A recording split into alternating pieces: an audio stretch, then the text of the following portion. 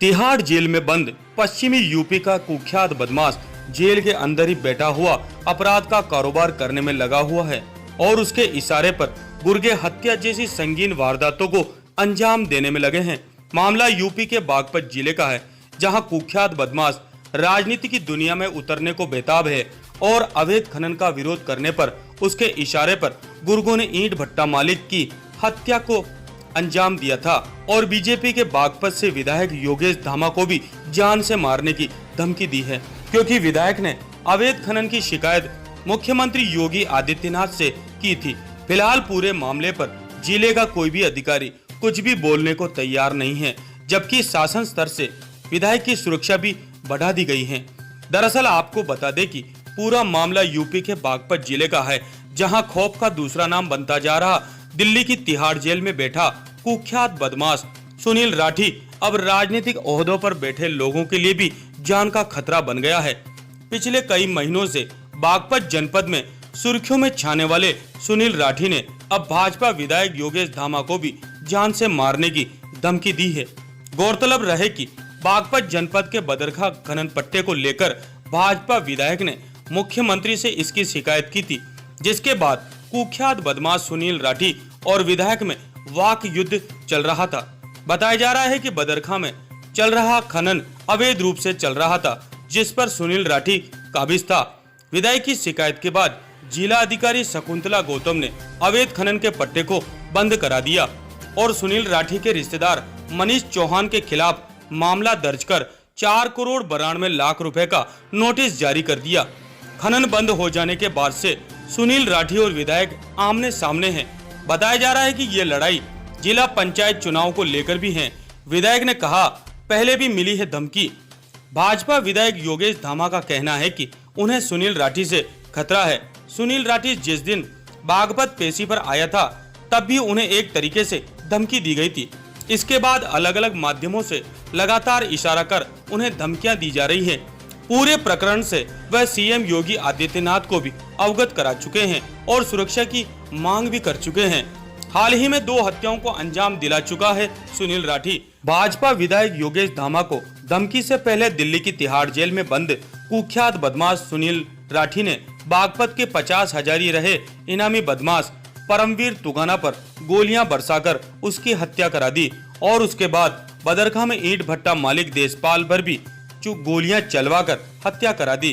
Baghpat police ने दोनों ही हत्याकांड का खुलासा करते हुए बताया था कि किस प्रकार सुनील राठी ने इशारे पर दोनों हत्याएं करवाई है। अब सवाल ये उठता है कि कहीं राजनीतिक संरक्षण तो नहीं पा रहा कुख्यात अपराधी। बागपत जनपद के अंदर कुछ महीनों में कुख्यात बदमाश सुनील राठी ने एक के बाद कई हत्याओं को अंजाम दिलवाए हैं। इसके बाद भी सुनील राठी के गुर्गे बागपत में खुलेआम घूम रहे हैं। हाल ही में पुलिस ने सुनील राठी के 3 गुर्गों को पकड़ने का दावा किया है, लेकिन बदमाश की धमकियां लगातार जारी हैं। बागपत में चर्चा है कि सुनील राठी को राजनीतिक संरक्षण प्रदान है। नवभारत समाचार बागपत से विपिन सोलंकी। लग रहा है कि बागपत जिले में भी आपराधिक प्रवृत्ति के का एक गैंग सक्रिय हो रहा है। जिस तरीके से मर्डर हो रहे हैं, धमकियां दी जा रही हैं, आप भी दहशत में हैं, तो क्या खतरा बना हुआ है आपको भी? नहीं, देखो, बड़ा चैलेंज है ये अपराधियों के द्वारा दिया जा रहा है, लेकिन मैं निश्चित तौर पे कहूँगा हमारी सरकार इसमें प्रतिबद्ध है, पुलिस भी प्रतिबद्ध है। पूरी तरीके से इनका सबका सफाया किया जाएगा और इनका जो है अभी इतनी हिम्मत आप कहोगे कि एक मर्डर 15 दिन पहले किया, दूसरा मर्डर फिर 15 दिन बाद फिर कर दिया गया, लेकिन चुनौतियों को लिया जा रहा है और उन चुनौतियों का निस्तारण किया जाएगा और अपराधियों की जहाँ जगह है उन्हें वहीं पहुँचाने का काम होगा। आपने शिकायत की थी जो अवैध खनन ये कर रहा था यहाँ पर, क्या अधिकारियों की मिलीभगत से कर रहा था? डीएम पे आरोप लगाए थे आपने? वो तो बात हुई थी, जब स्पष्ट हुई थी। डीएम ना कहीं, अगर डीएम जिले की जिलाधिकारी अगर उसमें का कोई इन्वॉल्वमेंट ना हो तो कैसे? हमने बार बार कहा, लोगों ने कहा, उनके पास जाके अपील की कि भाई आप रुकवाओ उसे, तो तब क्यों नहीं उसे रुकवाने का काम किया गया? अब आपकी सुरक्षा बढ़ाई गई है और वो सिद्ध हो गया वो काम जो हम कह रहे थे कि अपराधी इसमें संलिप्त है, अपराधी ने कैप्चर कर रखा है, वो अपराधी हो गया। अपराधी उसमें करोड़ों रुपए कमा रहा था, डेली के 20 लाख रुपए कमा रहा था। तो विधायक जब आपको सुरक्षा मिली है, कुछ बढ़ाई? हाँ, सुरक्षा मिली है, और लेकिन अब सबकी नॉलेज में है, कोई जितनी भी आवश्यकता होगी, जो भी जिस स्तर की सुरक्षा की आवश्यकता होगी, तो माननीय मुख्यमंत्री ने बोल दिया है, डीजीपी साहब ने बोल दिया है, वो उपलब्ध करें। Thank you. विधायक जी, आपने शिकायत की है, मुख्यमंत्री जी से की है, अधिकारियों से की है कि आपको धमकी दी जा रही है। जी। आखिर क्या मामला था पूरा, एक बार प्रकरण जानना चाहेंगे। क्या शिकायत की थी आपने? अब पूरा मामला तो देखो सबके संज्ञान में है, आप लोगों को भी संज्ञान में है कि एक अवैध खनन हमारे यहाँ बदरखा जो क्षेत्र है, गांव है, उसमें अवैध खनन हो रहा था काफ़ी टाइम से। हमने उसकी शिकायत की थी माननीय मुख्यमंत्री से कि एक अपराधी द्वारा रेत खनन किया जा रहा है और वहाँ के लोकल किसानों को उन्हें उत्पीड़न किया जा रहा है, उनके साथ मारपीट की जाती है, दुर्व्यवहार किया जाता है। अगर कोई उनके सामने आता है, उनके खेतों से रेत उठाया जा रहा है और कोई उनके सामने आता है तो उसे धमकी दी जाती है, उसके साथ बदतमीजी की जाती है। तो लोग बहुत परेशान थे। तो इसी मसले में हमने माननीय मुख्यमंत्री से शिकायत की थी कि आप उसकी जांच करवाएं। तो उसकी जांच हुई तो वहाँ पर अवैध खनन की पुष्टि हुई, 4 करोड़ की उसमें पेनल्टी लगी और उसके बाद वो पट्टा भी निरस्त कर दिया गया। तो कहीं ना कहीं जो अपराधी इसमें जुड़े हुए थे, संलिप्त थे, उन्हें बड़ा एक आर्थिक नुकसान हुआ है। करोड़ों रुपए उन्होंने उस खान से कमाए हैं अब तक।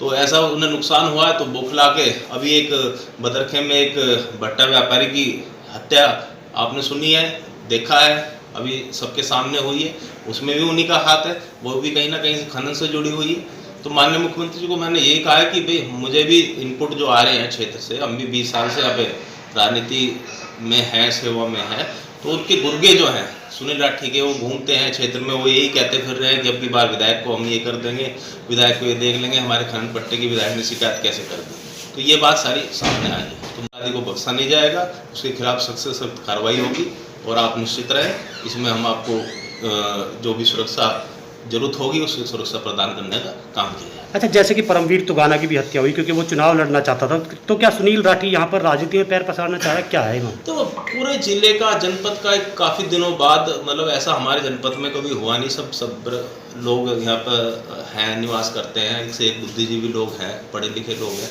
लेकिन एक अपराधी आगे पूरे एक सिस्टम को बिगाड़ने का काम कर रहा है। जितना यूथ है, जो बच्चे बेरोजगार हैं, उन्हें अपने साथ जोड़ने का, हर गांव से 5-10 बच्चों को जोड़ने का, उनके हाथों में हथियार देने का काम कर रहा है। तो इस जनपद का बहुत बड़ा दुर्भाग्य है। अब इसके खिलाफ कोई ना कोई तो इस लड़ाई में किसी ना किसी को आगे तो आना पड़ेगा, क्योंकि पूरे समाज को बचाना है, पूरे जनपद की बात है। इससे कितना बच्चों का भविष्य, कितने घर बर्बाद होंगे।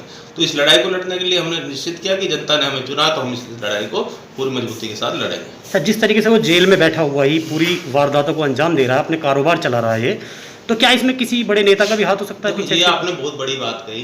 मैं तिहाड़ प्रशासन को भी इसमें, हम माननीय हमारे गृह मंत्री जी अमित शाह जी को भी मैं लेटर लिख रहा हूँ, अभी उन्हें भी अवगत कराएंगे कि तिहाड़ प्रशासन को इनमें सुनिश्चित करना चाहिए कि वहाँ से बैठ के, ये सबके सामने, पुलिस ने ये अपने बयान में कहा कि व्हाट्सएप कॉल और वीडियो रिकॉर्डिंग से वो बात करता है, तो 24 घंटे उसके पास फ़ोन की उपलब्धता है तिहाड़ जेल के अंदर। तो एक बहुत गंभीर विषय है। अब कोई संरक्षण दे रहा है नहीं दे रहा, वो जांच का विषय है, वो पुलिस तय करेगी, उसमें मैं तो आपको कुछ कह नहीं सकता।